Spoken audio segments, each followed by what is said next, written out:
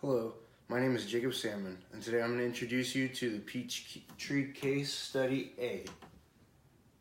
We're going to ask two questions for this first slide. It's why are T-bonds independent of the state of the economy? And the next question is, is the return on a one-year bond risk-free? One-year bonds can be considered risk-free, even though there is no such thing. Bonds come with a predetermined coupon rate, and there's no serious threat that the government will fault on any bonds that they have issued. The next section we're going to take a look at is the expected rate of return for different types of investment options. We've got a T-bond, a firm named TICO, Gold Hill, and then the actual market, or S&P 500 as we all know it. The expected rate of return for the T-bond was calculated to be about 8%, and it's also the risk-free rate of the market in this given scenario. TICO had a 13.5% expected rate of return. Gold Hill had an 8.8% expected rate of return, and the market was 15% expected rate of return. The obvious choice that you would go with as far as just using expected rate of return would be investing in the S&P 500 or the market. But if you're going to choose out of the government bond or from the two firms, obviously your highest rate of return would be TICO. As an analyst would suggest, that would be your best option for an investment. The next thing we were asked to calculate was the standard deviation and coefficient variation for each type of investment option. Standard deviation is a type of risk analyst tool. It can give you an idea of exactly how risky a firm is using the standard deviation, and it'll actually show the difference in or the deviation of the actual return and the expected return. On the other hand, we have a coefficient of variation. That is the variation. It gives relative magnitude of the standard deviation. So it's a breakdown more of the standard deviation, and as you can see here, it's in smaller numbers. It's a ratio rather than a percentage. The calculations we have here for standard deviation: T-bond, the risk-free rate obviously is a 0 for both, but TECO had 11.7% standard deviation, Gold Hill 9.1%, and the market at 16.4%. The coefficient variation, as you can see, does not directly correlate to standard deviation. A perfect example is TECO has 8.87, and then Gold Hill is a 1.04, which is odd because the percentages flip-flop in the case of the standard deviation. In the S&P 500, we've got a 1.1 for the market of a coefficient of variation. As an analyst, we're next asked to find the portfolio value of Gold Hill and TICO combined. Their investment amount was, I believe, $10,000 a piece. That would make the portfolio split at 50-50. In this case, the standard deviation came out to 7.42. That's actually a significantly lower risk in terms of risk, thinking about standard deviation. And as a portfolio, this would be considered a safer investment.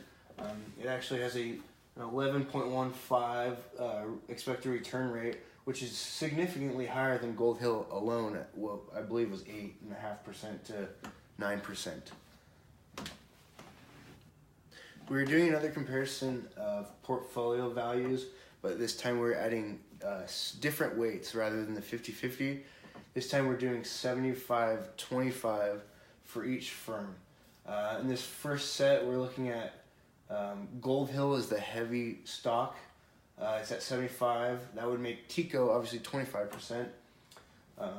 The expected rate of return for the portfolio expected return heavily invested in gold is about 10%, versus if we're heavily in TICO, it'd be about 12.32.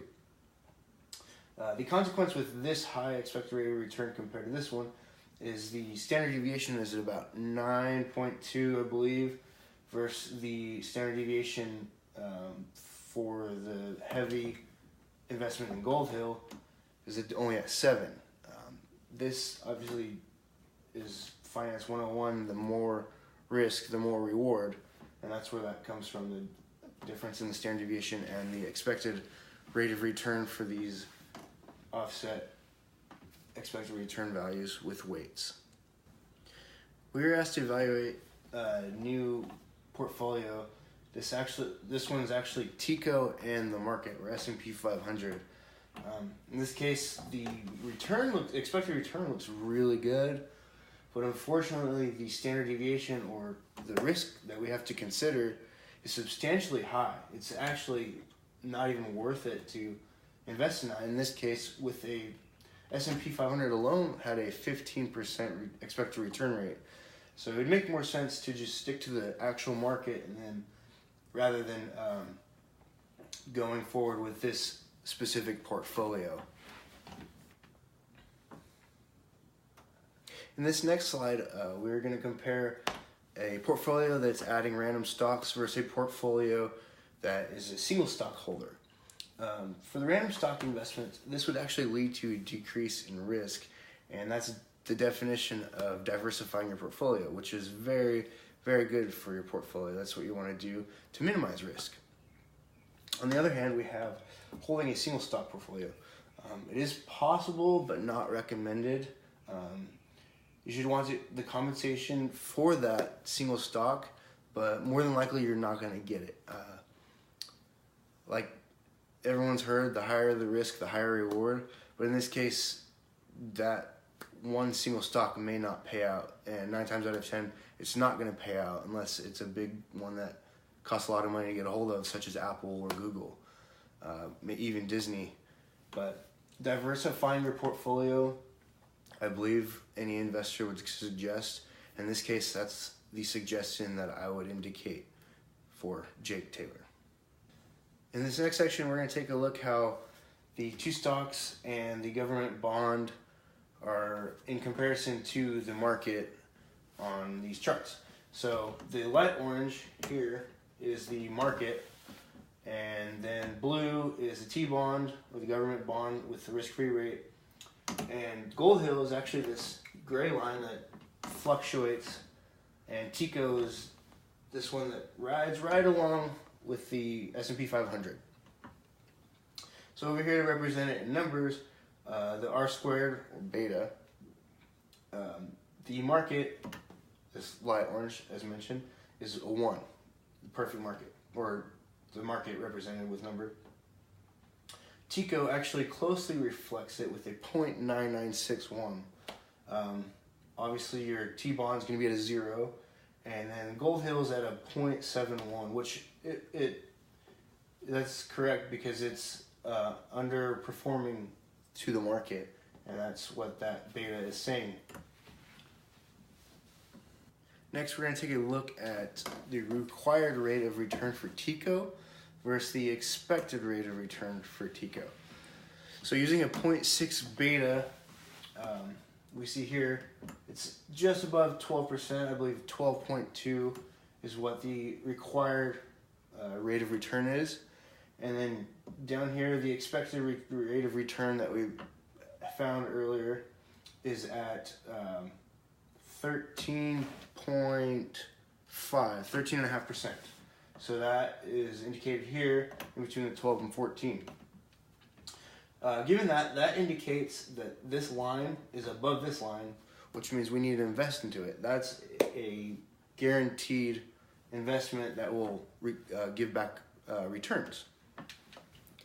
Next, we're going to take a look at a few hypothetical scenarios that the stock TICO actually may encounter. This first one is, what happens if inflation increases? Well, that'll lead to a lower return and a higher required rate of return. What if the increase in risk premium happens? Higher required rate of return again. And yet, you guessed it, if a higher beta happens, that would also lead to a higher rate of return. The example given on here is if the beta was risen to 1, that is equivalent to what the market is at, what would happen to the required rate of return for TICO? It would actually increase it to the equivalent required rate of return for the market to a whole 15%. That actually would diminish your returns if you cannot get that expected rate above that 15% of the market expected or required rate of return.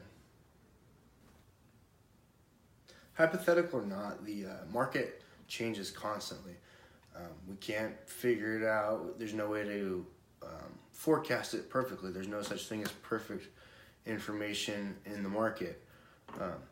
So in the case of Jake Taylor's staffing, I would suggest that he does bring on an additional analyst to do research for his firm. That can only bring in profits. Like I said, there's no such thing as perfect information, but with an additional analyst, they may be able to narrow down the margin of error, and that could bring in extra returns just from that additional person. In conclusion, the long-term debt ratio does decrease. That does decrease risk. That is just lowering your amount of money that is owed to investors rather than using equity for financing. Thank you.